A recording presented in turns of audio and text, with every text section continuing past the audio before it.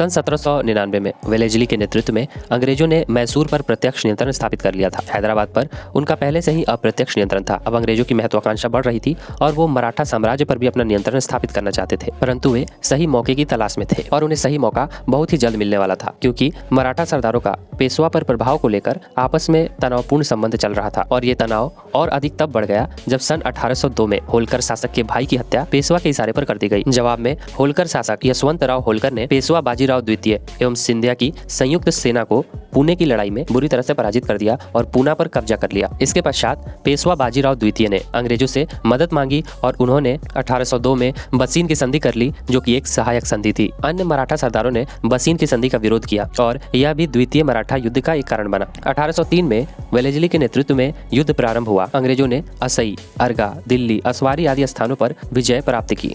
अलग अलग स्थानों पर हुई लड़ाइयों में अंग्रेजों ने मराठाओं को बुरी तरह से पराजित किया और अंग्रेजों ने सन 1803 में भोसले के साथ देवगांव की संधि, सिंधिया के साथ 1803 में ही सुरजी अर्जन गांव की संधि की। पर होलकर के साथ युद्ध जारी रहा। होलकर ने गोरिल्ला युद्ध पद्धति की मदद से अंग्रेजों को चुनौती देने का काफी प्रयत्न किया, पर अंततः 1805 में अंग्रेजों ने होलकर को भी पराजित किया और 1805 में राजपुर घाट की संधि के द्वारा होलकर ने भी सहायक संधि पर हस्ताक्षर कर दिया।